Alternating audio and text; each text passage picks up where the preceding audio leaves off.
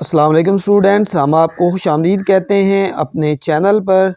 آپ کو سمجھ آئی گئی ہوگی کہ آج ہمارا پہلا لیکچر جو ہے وہ صحت و تعلیم جسمانی پر ہے، جسے انگلش میں فزیکل ایجوکیشن بھی کہتے ہیں۔ تو ٹائم کو ضائع کیے بغیر ہم چلتے ہیں اپنے ٹاپک کی طرف۔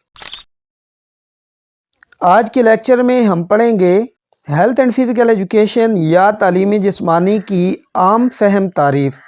اب عام فہم تعریف کیا ہوتی ہے کہ وہ تعریف کہ جو ہر بندے کو آسانی سے سمجھ آ جائے، جس میں کوئی ٹیکنیکل ورڈنگ نہ ہو کہ وہ پڑھنے اور سننے والے کے لیے مشکل پیدا کرے۔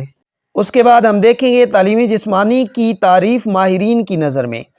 جیسا کہ آپ کو معلوم ہے کہ عام فہم تعریف میں سادہ الفاظ استعمال کیے جاتے ہیں، جبکہ وہ تعریف جو کسی بھی سبجیکٹ کا ایکسپرٹ کرتا ہے اس میں وہ ٹیکنیکل الفاظ استعمال کرتا ہے جو کہ وضاحت طلب ہوتے ہیں، اور مزید ان کی تشریح کے لیے آپ کو اس کا ڈیپلی مطالعہ کرنا پڑتا ہے۔ اس کے بعد آج ہم دیکھیں گے تعلیمی جسمانی کی اہمیت کیا ہے، اور پھر آخر میں تعلیمی جسمانی کا سکوپ کیا ہے۔ اسٹوڈنٹس، لفظ جسمانی سے مراد وہ ساری خصوصیات جو کہ ہمارے جسم سے ریلیٹڈ ہیں، جن کا تعلق ہمارے جسم سے ہے۔ فار ایگزامپل آپ دیکھیں کہ آپ کی صحت کا تعلق آپ کے جسم کے ساتھ ہے، اسی طرح آپ کی طاقت، لچک اور کام کرنے کی جو برداشت ہوتی ہے اس کا تعلق بھی آپ کے جسم کے ساتھ ہوتا ہے۔ تعلیم کا مفہوم یہ ہوتا ہے کہ کسی بھی علم کو آگے ٹرانسفر کرنا، کسی تک پہنچانا۔ لفظ علم عربی زبان کا لفظ ہے جس کے معنی کسی چیز کو جاننے کے ہیں۔ تو جب ہم علم اور تعلیم اس کو ملا کر دیکھتے ہیں تو ان کا معنی بنتا ہے رہنمائی کرنا، ہدایت کرنا، نگہداشت کرنا یا پرورش کرنا۔ امید ہے کہ اب آپ کو تعلیمی جسمانی کی تعریف سمجھ آ گئی ہوگی کہ مختلف جسمانی حرکات و سکنات کے ذریعے تعلیم دینا تعلیمی جسمانی کہلاتا ہے۔ اس کے بعد ہم دیکھتے ہیں کہ ماہرین نے تعلیمی جسمانی کی کیا تعریف کی ہے۔ تعلیمی جسمانی کے ماہر جان ڈیوی کہتے ہیں، جسمانی تعلیم تعلیمی عمل کا ایک اہم جزو ہے۔ اس کا مقصد ذہنی، جذباتی، معاشرتی اور جسمانی طور پر صحت مند شہری پیدا کرنا ہے۔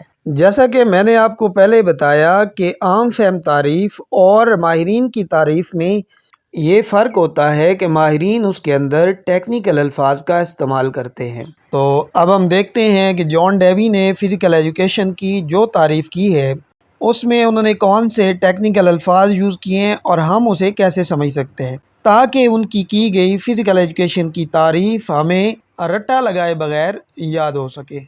تو اسٹوڈنٹس، میں بتاتا چلوں کہ آپ دیکھ رہے ہوں گے سامنے سکرین پر کہ سلائیڈز پر ڈیفرنٹ پکچر استعمال کی گئی ہیں۔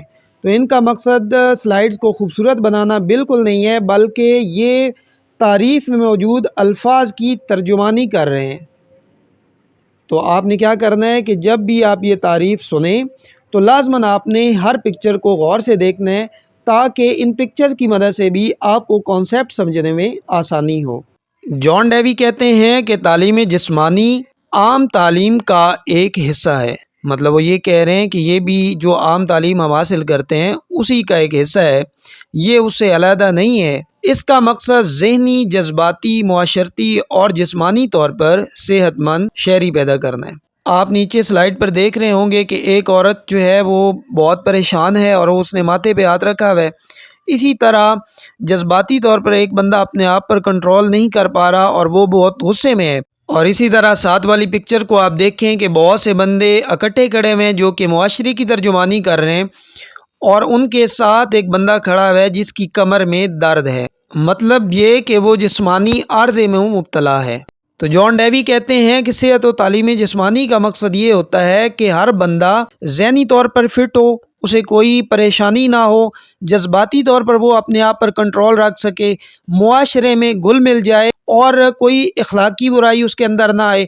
اسی طرح اس کو جسمانی طور پہ بھی کوئی عارضہ نہ ہو، بلکہ جسمانی طور پر بھی وہ فٹ ہو۔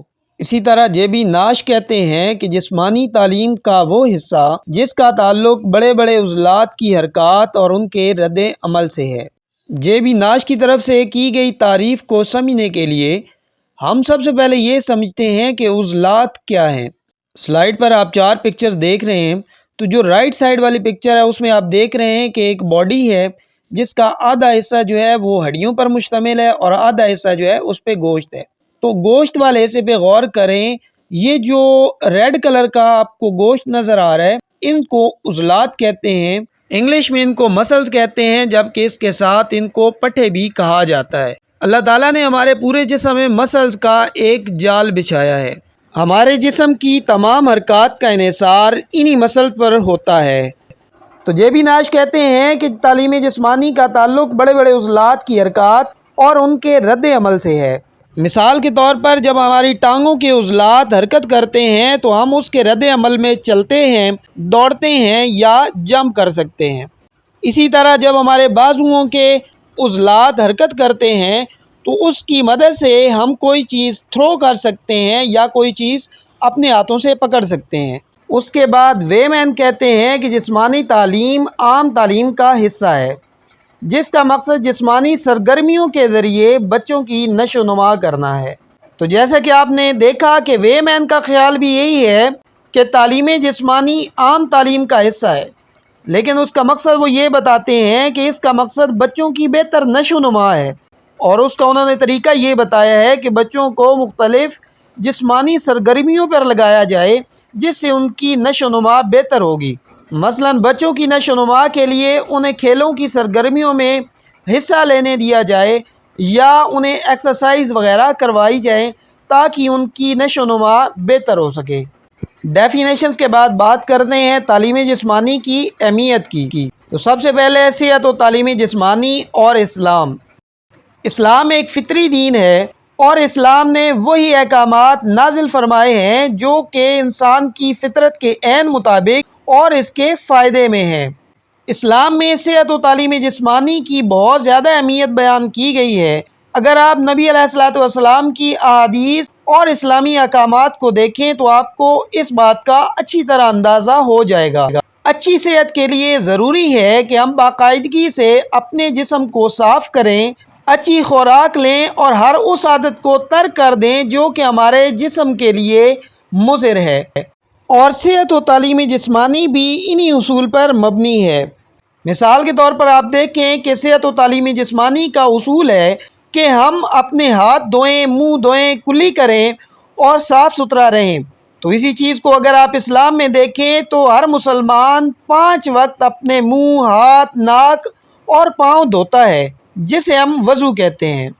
اسی طرح اگر جسمانی سرگرمیوں کی بات کی جائے تو نبی علیہ الصلوۃ والسلام کی حدیث ہے، آپ صلی اللہ علیہ وسلم نے فرمایا کمزور مومن سے ایک طاقتور مومن بہتر ہے۔ تو ایک اچھا مومن بننے کے لیے ضروری ہے کہ ہر مسلمان طاقتور ہو، اور اس طاقت کے حصول کے لیے صحت و تعلیم جسمانی کے اصولوں پر عمل کرنا ہمارے لیے ضروری ہوگا۔ لہٰذا ہم کہہ سکتے ہیں کہ ایک مسلمان ہونے کی حیثیت سے صحت و تعلیم جسمانی کا علم ہونا ہمارے لیے بہت ضروری ہے۔ اسی طرح مختلف بیماریوں سے بچاؤ کے لیے صحت و تعلیم جسمانی بہت اہمیت کی حامل ہے۔ صحت و تعلیم جسمانی ہمیں سکھاتی ہے کہ ہم اپنے جسم کو پراپر صاف رکھیں، حفظان صحت کے اصولوں پر عمل کرتے ہوئے اچھی خوراک کا استعمال کریں اور جسمانی سرگرمیوں، کھیلوں اور ورزشوں میں حصہ لیں۔ اس طرح ہمارے جسم میں قوت مدافعت پیدا ہوگی اور ہم مختلف بیماریوں سے بچے رہیں گے۔ تو ہم کہہ سکتے ہیں کہ تعلیم جسمانی بیماریوں سے بچاؤ کے لیے بھی بہت اہمیت کی حامل ہے۔ اور اگر ہم بات کریں معاشی خوشحالی کے لحاظ سے تو اس طرح بھی صحت و تعلیم جسمانی ہمارے لیے بہت اہمیت کی حامل ہے۔ اگر ہم فزیکل ایجوکیشن کو مد نظر رکھتے ہوئے کسی بھی کھیل میں مہارت حاصل کر کے اپنا مقام بنا لیتے ہیں تو وہ کھیل پھر ہمارے لیے کھیل نہیں رہتا بلکہ ذریعہ معاش بن جاتا ہے۔ آپ مختلف کھلاڑیوں کو دیکھیں کہ سپورٹس کی وجہ سے وہ معاشی طور پر کہاں سے کہاں پہنچ گئے۔ لہٰذا ہم کہہ سکتے ہیں کہ تعلیم جسمانی معاشی خوشحالی کے لیے بھی بہت ضروری ہے۔ اس کے بعد اگلا پوائنٹ ہے معاشرتی اور سماجی فوائد۔ اسٹوڈنٹس، آپ اچھی طرح جانتے ہیں کہ ہمارے معاشرے میں کھلاڑیوں کو بہت ہی عزت و احترام کی نگاہ سے دیکھا جاتا ہے، اور ان کامیاب کھلاڑیوں کو ہم اپنے ہیرو کے طور پر جانتے ہیں۔ لہٰذا ہم کہہ سکتے ہیں کہ معاشرے میں عزت و احترام کے لیے بھی صحت و تعلیم جسمانی بہت ضروری ہے۔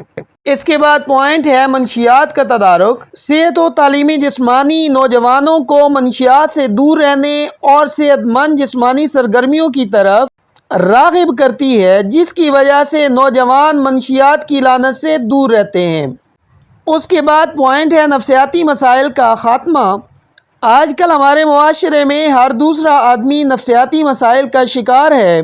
ہر دوسرا بندہ ڈپریشن اور انزائٹی میں مبتلا ہے۔ صحت و تعلیم جسمانی کی ایکٹیویٹی سے ان مسائل پر قابو پانے میں کافی مدد ملی ہے۔ لہٰذا نفسیاتی مسائل سے بچنے کے لیے بھی تعلیم جسمانی بہت زیادہ اہم ہے۔ اور اسٹوڈنٹ، اس کے بعد ہم بات کرتے ہیں کہ تعلیم جسمانی کا اسکوپ کیا ہے۔ صحت و تعلیم جسمانی پر عمل کر کے آپ کسی بھی کھیل میں مہارت حاصل کر لیں تو آپ کسی بھی محکمے میں سپورٹ مین کی سیٹ پر سلیکٹ ہو سکتے ہیں۔ اسی طرح فزیکل ایجوکیشن کا کوالیفائڈ بندہ اپنا ذاتی فٹنس سینٹر بھی کھول سکتا ہے، جس میں وہ لوگوں کو مختلف ایکسرسائز کروا کے اپنا کاروبار چلا سکتا ہے۔ اسی طرح ہر نیوز چینل اور اخبار میں سپورٹس کا ایک علیحدہ صفحہ یا سیگمنٹ ہوتا ہے۔ تو اگر آپ فزیکل ایجوکیشن کا نالج رکھتے ہیں تو آپ کسی بھی ٹی وی چینل میں سپورٹس جرنلسٹ کے طور پر کام کر سکتے ہیں۔ اسی طرح مختلف کالجز، یونیورسٹیز اور مختلف اداروں کو اپنی سپورٹس ٹیم کے لیے کوچز کی ضرورت ہوتی ہے، اور اگر آپ کسی بھی سپورٹ میں اسٹرانگ نالج رکھتے ہوں گے تو آپ ایز اے ٹیم کوچ بھی اپلائی کر سکتے ہیں۔ اسی طرح ہر سرکاری اور پرائیویٹ اسکول کو فزیکل ٹیچر کی ضرورت ہوتی ہے، تو اگر آپ فزیکل ایجوکیشن کا نالج رکھتے ہوں گے تو آپ as a physical education teacher بھی بھرتی ہو سکتے ہیں۔ اور اس کے بعد پوائنٹ ہے سپورٹس کے بارے میں لکھنا۔ مختلف اخبارات اور جرائد میں سپورٹس کے بارے میں کالم چھپتے ہیں، اور اگر آپ بھی فزیکل ایجوکیشن کا اسٹرانگ نالج رکھتے ہوں گے تو آپ ان اخبارات اور جرائد کے لیے کالم نگاری بھی کر سکتے ہیں۔ آئی ہوپ اسٹوڈنٹس آپ نے ویڈیو کو اچھے طریقے سے دیکھا ہوگا اور آپ کو یہ اندازہ ہوا ہوگا کہ ہم نے الفاظ کے ساتھ پکچر کا استعمال کر کے آپ کے لیے بہت زیادہ آسانی پیدا کرنے کی کوشش کی ہے۔ ہم اس سلسلے کو بند نہیں کریں گے، بلکہ یہ سلسلہ آگے چلتا رہے گا تاکہ آپ کے امتحانات کی تیاری اچھے طریقے سے ہو سکے۔ اس کے بعد نیکسٹ ویڈیو میں ہمارا ٹاپک ہوگا ہیلتھ اینڈ فزیکل ایجوکیشن پڑھنے میں مشکلات اور ان کا حل، اور امتحانات کی تیاری کیسے کریں۔